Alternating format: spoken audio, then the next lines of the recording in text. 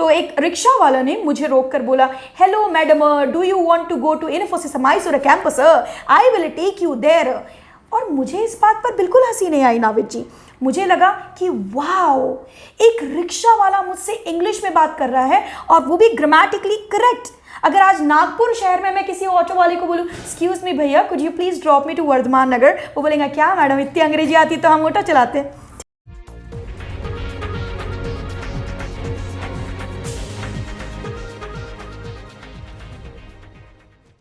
नमस्कार आदाब, आप देख रहे हैं इंडिया फैक्ट न्यूज़। मैं नाविद आजमी। जैसे कि आपको पता है कि हम कुछ ना कुछ नॉलेज की इन्फॉर्मेशन आपके तक लाते रहते हैं।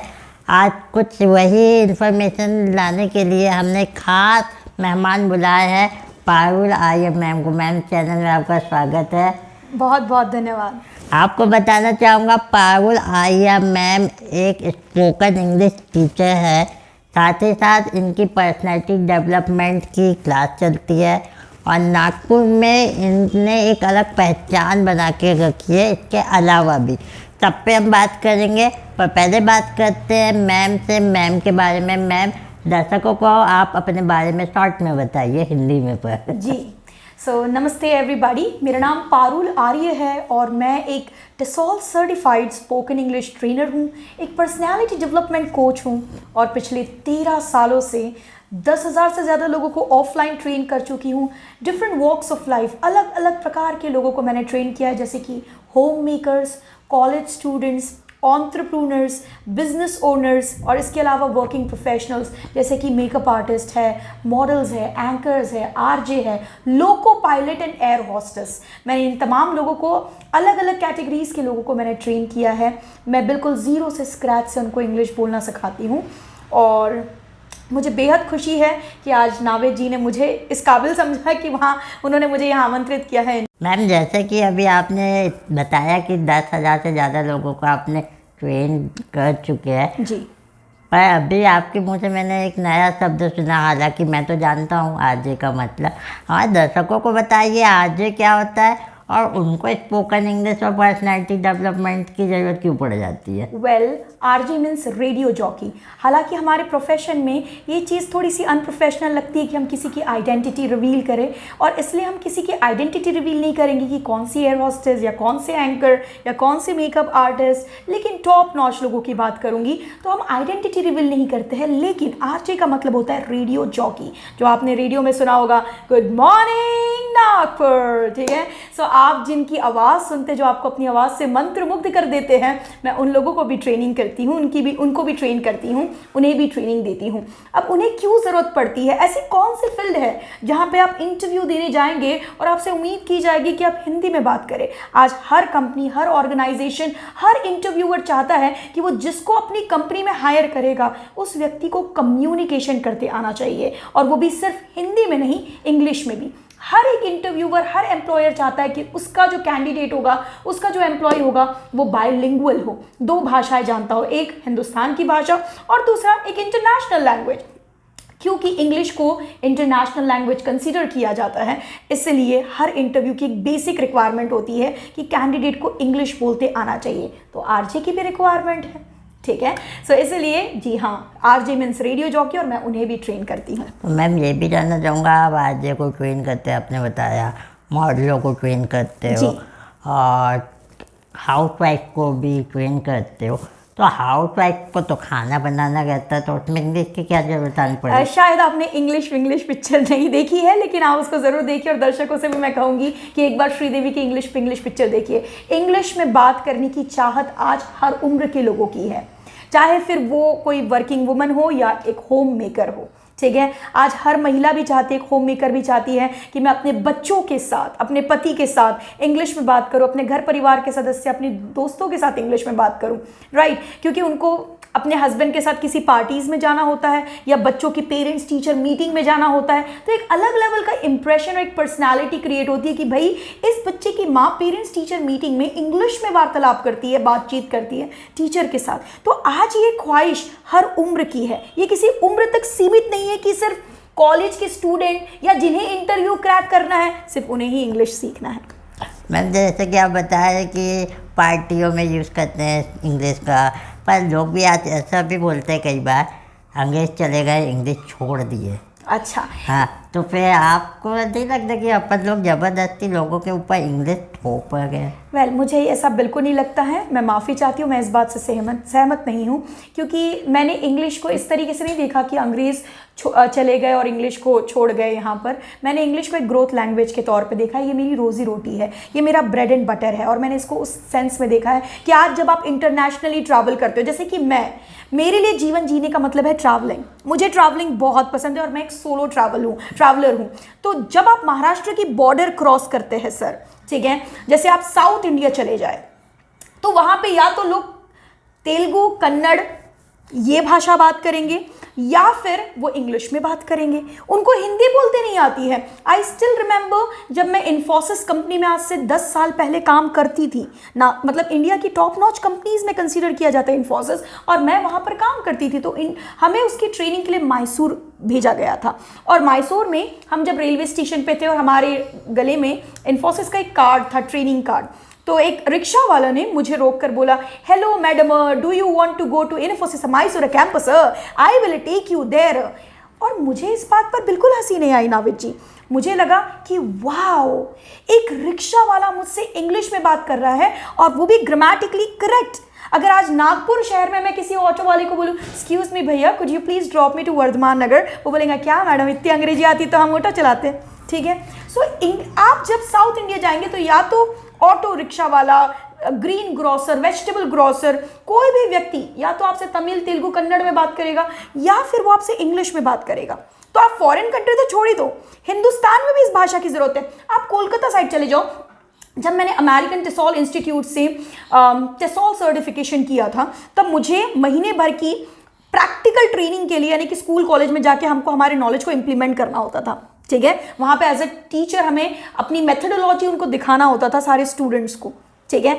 सो जब मैं कोलकाता 1 महीने की प्रैक्टिकल ट्रेनिंग के लिए गई थी, तब वहाँ पर या तो लोग बांग्ला में बात कर रहे थे या तो लोग इंग्लिश में बात कर रहे थे, और वो हिंदी में बात करना जानते ही नहीं है, टूटी फूटी हिंदी।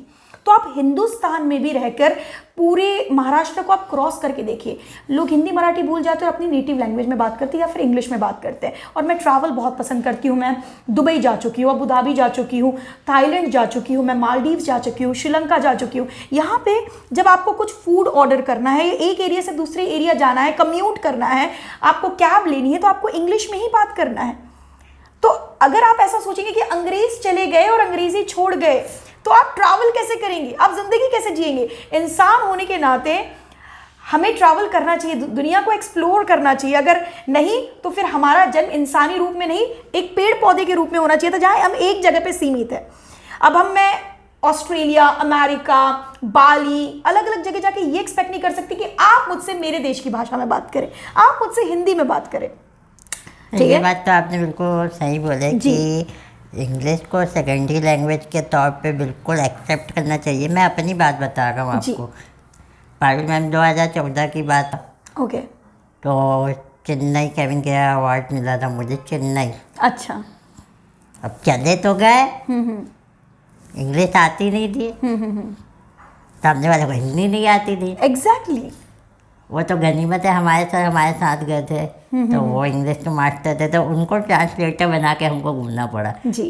उस समय से हमको यानी इसकी आवश्यकता क्या है जी, वो समझ में आई। तो अब थोड़ा बहुत कम्युनिकेशन इंग्लिश में करना हमको आता है, फिर भी अभी हम मैडम के जितने परफेक्ट नहीं है। कोई बात नहीं, मैं तो आपकी जरूर मदद तो करूंगी। यही बात, अपना इंग्लिश क्यों सीखना चाहिए वो बताए अपन ने जी। अब मैं आपसे जानना चाहूँगा, इंग्लिश फोबिया कैसे दूर किया जाए, इंग्लिश सीखा कैसे जाए, इंग्लिश का डर कैसे मन से ख़त्म किया जाए? ज़रूर, मैं आपको बिल्कुल बताऊंगी। किसी भी डर को जड़ से ख़त्म करने के लिए उसको फेस करना बहुत ज़रूरी है ना। जैसे अगर आपको पानी का डर है, आपको स्विमिंग नहीं आती, आप हाइड्रोफोबिक है, तो आपको पानी में उतर के देखना पड़ेगा, लेकिन पूरे प्रोटेक्शन के साथ। यानी आपके साथ कोई होना चाहिए जो एक्सीलेंट स्विमर हो, जो आपको डूबने ना दे, है ना। आपको हमेशा गुरु की ज़रूरत पड़ती है, और हिंदुस्तान में गुरु को बहुत महत्व दिया जाता है। तो अगर आपको कार चलाना सीखना है और आपको उसका डर है कि भाई मैं कार चलाऊंगा तो कहीं मेरा एक्सीडेंट ना हो जाए या मेरी वजह से किसी और की कार को स्क्रैच या डेंट ना आ जाए, तो आपको एक्चुअली लाइव रोड पर कार को चला कर देखना पड़ेगा, लेकिन किसी के सहारे, किसी ऐसे व्यक्ति के साथ जिसको उसका नॉलेज हो, एक्सपीरियंस हो, हैबिट हो। तो वैसे ही किसी भी डर को जड़ से ख़त्म करने के लिए आपको एक गुरु की सहायता होती है, ठीक है, जो आपके अंदर के कॉन्फिडेंस हमेशा हमारे अंदर होता है, हमें उसे थोड़ा सा बिल्ड करना पड़ता है, बाहर लाना पड़ता है। आप कॉन्फिडेंस को मार्केट से 10 रुपये, 5 रुपये, 50 रुपये, 5,000 रुपये में खरीद नहीं सकते, ठीक है। तो इसके लिए आपको एक गुरु की ज़रूरत होती है, एक ऐसे एटमॉस्फेयर की ज़रूरत होती है जहाँ लोग आपको जज ना करें। तो अगर इंग्लिश का फोबिया है आपको, तो आपको एक ट्रेनर की ज़रूरत होगी जो आपको एक ऐसा प्लेटफॉर्म दे जहाँ लोग आपको नीचा ना दिखाए, आपकी हंसी ना उड़ाए, ठीक है, आपकी इंसल्ट ना करे, आपको एम्बैरेस ना करे, आपके ऊपर जोर से चिल्ला चोट ना करे कि नहीं समझता है, इतने बार पढ़ाया है। नहीं, आपको प्रेम से चीज़ों को समझाए, आपको प्लेटफॉर्म दे जिसके साथ वो नॉलेज को आप इम्प्लीमेंट कर सके, आपको हैबिट में डाले और आपको कीप ऑन मोटिवेट करते रहे, ठीक है। तो आप अपने इस डर को ओवरकम कर सकते हैं। मैम जैसा कि अभी आप बताया कि ऐसे गुरु होना चाहिए जो डांटे ना, प्यार से समझाए। मैंने देखा, आपका चैनल में भी देखा, स्टेटस में भी देखा, करीबन इनके एक बैच में 250-300 बच्चे रहते हैं। 250-300 बच्चे वाले जो बैच होती है, नहीं, बात पूरी कंप्लीट होने दीजिए, फिर आप अपनी बात कीजिएगा। 250-300 बच्चों में कोई भी एक भी बच्चा आपसे डरता हुआ तो बिल्कुल नहीं दिखता मुझे, सब मस्ती करते हुए ही दिखते हैं जी। तो ऐसे माहौल में आप पढ़ा पाते हो? जी, मैं आपको इस बात का ज़रूर जवाब दूंगी।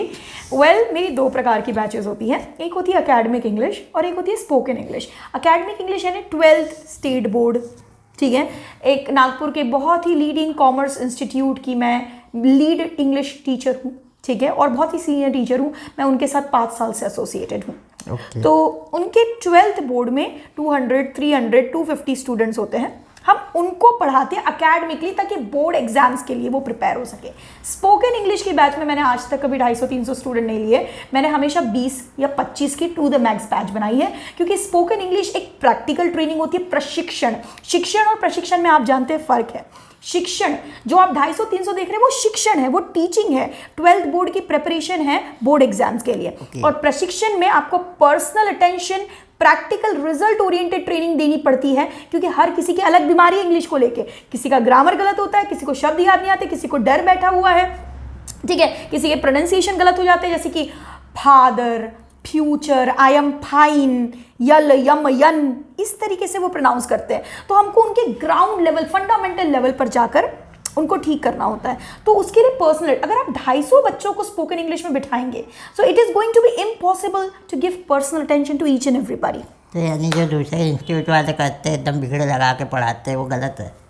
मैं दूसरे इंस्टीट्यूट के ऊपर कमेंट नहीं करना चाहूँगी, हो सकता है उनके पास कोई स्पेशल तरीका हो 250 बच्चों को पर्सनल अटेंशन देने का, ठीक है, लेकिन मैं बहुत ईमानदारी के साथ, और मैं ये नहीं कह रही कि दूसरे इंस्टीट्यूट बेईमानी के साथ काम करते हैं, लेकिन मेरी अपनी एक स्टाइल है पढ़ाने की, और मैं ये 13 साल से खुद मैंने डेवलप किया है। क्वेश्चन वापस वही आया ना मैम आपके पास कि यानी आपके बच्चे, ऐसा लगता है वीडियो देख के, डरते कम है, मस्ती ज़्यादा करते, तो उसके पीछे क्या बात है? इसके पीछे ये बात है कि मैंने उन लोगों के साथ उस लेवल का रैपो बनाया है कि मुझे आपसे आपका डर नहीं चाहिए, इज्जत चाहिए एज अ टीचर।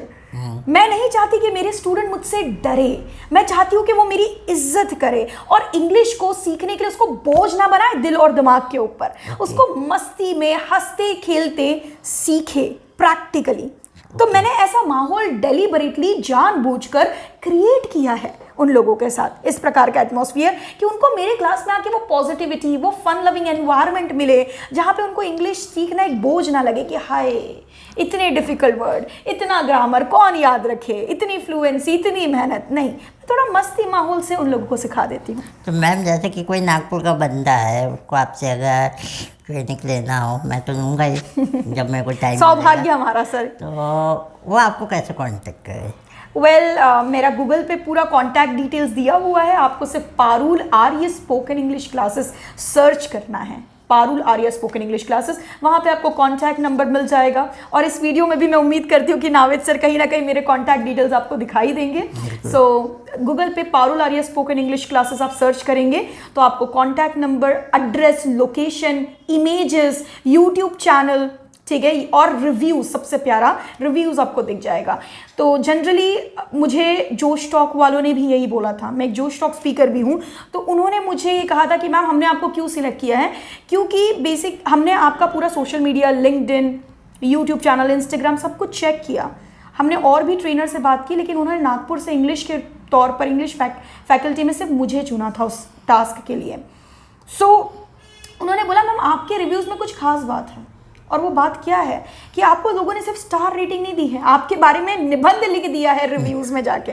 सो मुझे बेहद खुशी होगी अगर आप लोग वक्त निकाल के 4-5 रिव्यूज़ भी पढ़ ले। वैसे 100 से ज़्यादा रिव्यूज़ है, पर अगर आप 4-5 रिव्यूज़ भी पढ़ लेंगे तो मुझे अच्छा लगेगा कि मेरे स्टूडेंट्स ने सिर्फ स्टार रेटिंग नहीं दी है, दिल से अपना अनुभव व्यक्त किया है रिव्यूज़ के तौर पर कि मैंने उनकी लाइफ में क्या तब्दीलियाँ लाई हैं। आज वे अलग अलग जगह पे प्लेस्ड है, कोई कॉस्मेटोलॉजिस्ट है, कोई न्यूट्रिशनिस्ट है, कोई फिटनेस कोच है, कोई मॉडल है, कोई एयर हॉस्टेस है, 2-3 तो लोको पायलट है, ट्रेन चलाते हैं, एक मेट्रो ट्रेन चलाती है नागपुर की।